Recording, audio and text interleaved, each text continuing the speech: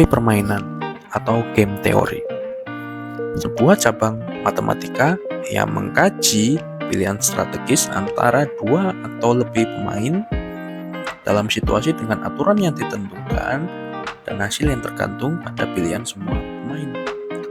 Telah menjadi alat analisis yang sangat berharga dalam memahami proses negosiasi. Dalam konteks negosiasi, teori permainan membantu menjelaskan bagaimana individu atau kelompok membuat keputusan strategis yang saling mempengaruhi, mengeksplorasi dinamika antara kerjasama dan persaingan, serta mengidentifikasi solusi yang dapat mengoptimalkan hasil bagi semua pihak. Pertama, pengantar teori permainan dalam negosiasi. Dalam negosiasi, setiap pihak memiliki tujuan yang ingin dicapai, yang seringkali memberikan dan menerima beberapa konsepsi.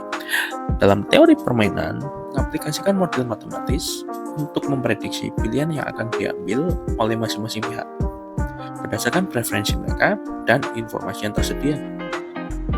Dua konsep dasar dalam teori permainan yang sering kali diterapkan dalam negosiasi adalah permainan zero sum, di mana keuntungan satu pihak adalah kerugian bagi pihak lain, dan permainan non-zero sum, di mana kerjasama dapat menghasilkan solusi yang menguntungkan semua pihak.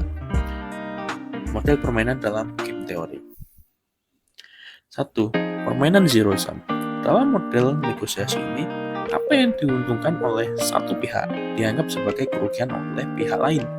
Pendekatan ini sering terlihat dalam negosiasi yang bersifat kompetitif, di mana satu pihak berusaha memaksimalkan keuntungan pribadi tanpa mempertimbangkan kepentingan pihak lain. Teori permainan dalam konteks ini bisa membantu menunjukkan bahwa pendekatan win-lose seringkali tidak menghasilkan solusi terbaik bagi kedua pihak. Kedua, permainan non-zero sum. Berbeda dengan permainan zero sum, permainan non-zero sum mengakui bahwa kedua pihak dapat memperoleh manfaat dari kerjasama. Model ini lebih mencerminkan banyak situasi negosiasi dunia nyata, di mana pihak-pihak yang terlibat bisa menemukan solusi kreatif yang menguntungkan semuanya. Teori permainan membantu mengidentifikasi strategi negosiasi yang memaksimalkan keuntungan bersama, mendorong pendekatan win-win solution. Lalu, bagaimana aplikasi teori permainan dalam strategi nasional atau strategi negosiasi? Pertama, itu dilema tahanan, prisoner dilemma. Salah satu contoh klasik dalam teori permainan yaitu dilema tahanan, menunjukkan bagaimana kerjasama atau kekurangan kerjasama bisa mempengaruhi hasil bagi kedua pihak. Dalam konteks negosiasi, ini menekankan pentingnya komunikasi dan kepercayaan. Jika kedua pihak memilih untuk bekerja sama, berbagi informasi, misalnya, mereka bisa mencapai hasil yang lebih baik dibandingkan jika mereka memilih untuk bertindak secara individu demi kepentingan pribadi masing-masing. Kedua, permainan berulang, repeated games. Negosiasi seringkali bukan merupakan peristiwa satu kali, tetapi serangkaian interaksi.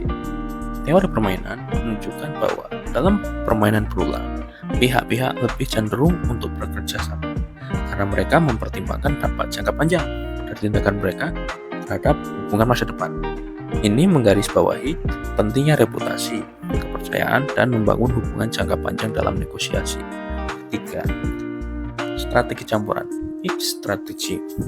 Dalam negosiasi ini, seringkali tidak ada satu strategi yang selalu optimal. Sebaliknya, pihak-pihak mungkin mengadopsi kombinasi pendekatan berdasarkan situasi yang berubah.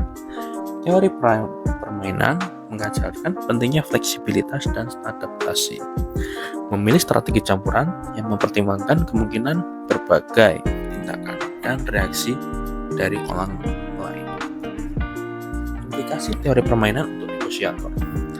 Penggunaan teori permainan dalam negosiasi menawarkan beberapa pelajaran penting. Yang pertama, pentingnya informasi dan komunikasi. Memahami preferensi, batasan, dan motivasi pihak lain sangat penting untuk merumuskan strategi negosiasi yang efektif.